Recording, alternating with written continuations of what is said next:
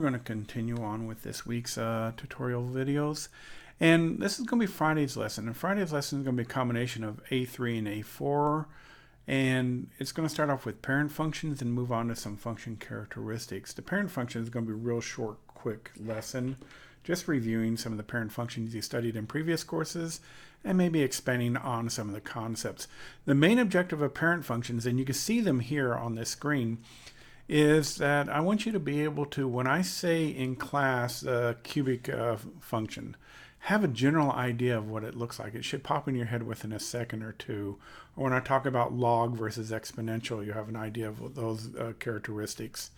Because you want to be familiar with them on a daily conversational basis. So I'm going to basically expect y'all to have these memorized. And it's just going to be the first 11 that you see on this. I'm probably going to give you this as a handout.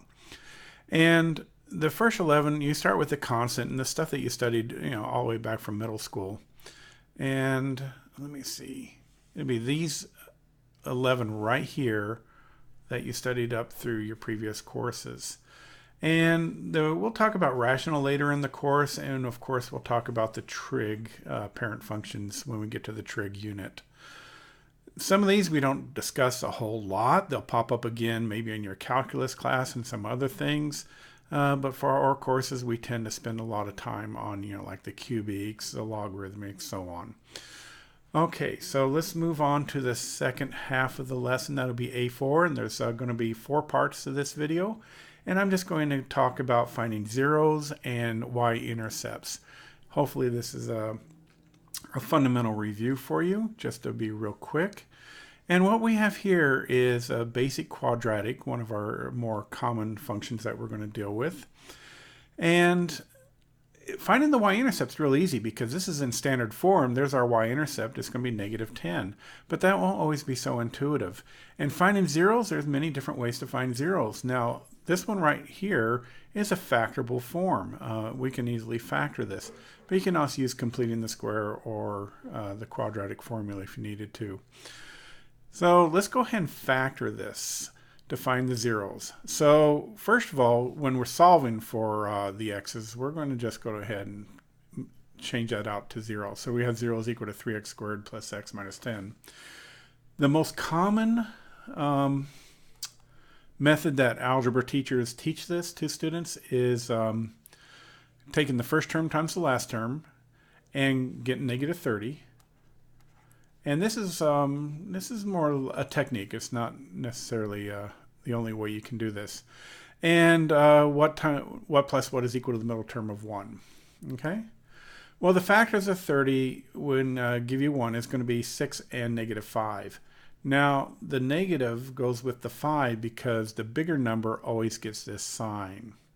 Then we're going to split the middle factor by grouping. So that just means we're going to split this middle term here. Of course, we're in standard form. And it doesn't matter whether I put 6x or -5x first. It doesn't matter what I put here. I tend to write it just the way it is. So I'm going to do 3x squared plus 6x minus 5x minus 10. And then I'm going to factor by grouping. Here's my first group. GCF, factor out the 3 and the x. And I have x plus 2. I hope I get an x plus 2 over here. Or it's neither not factorable or I did something wrong. Now, it's very important that you factor out with this sign right here. So my second group will include that sign. Out comes a -5. And I absolutely have x plus 2. That means I can use the distributive property and put these two together. It doesn't matter which one you put first. AB is BA. So we're going to do 3x minus 5 times x plus 2. And of course, that's all set equal to 0. And to solve for your zeros, you just simply each factor using the zero product property. AB is equal to 0. Therefore, A has to equal to 0 or B has to equal to 0. So we're using that property. So we know that x is going to equal to -2. And when we do 3x minus 5 is equal to 0, we're going to get x is equal to 5/3. So what we often do is just to help our brains out, we write these very often in coordinate forms as our zeros. Now, of course, our y-intercept is equal to negative 10. All right. And you can always do f of 0 to find that. You put 0 here, you get negative 10. All right.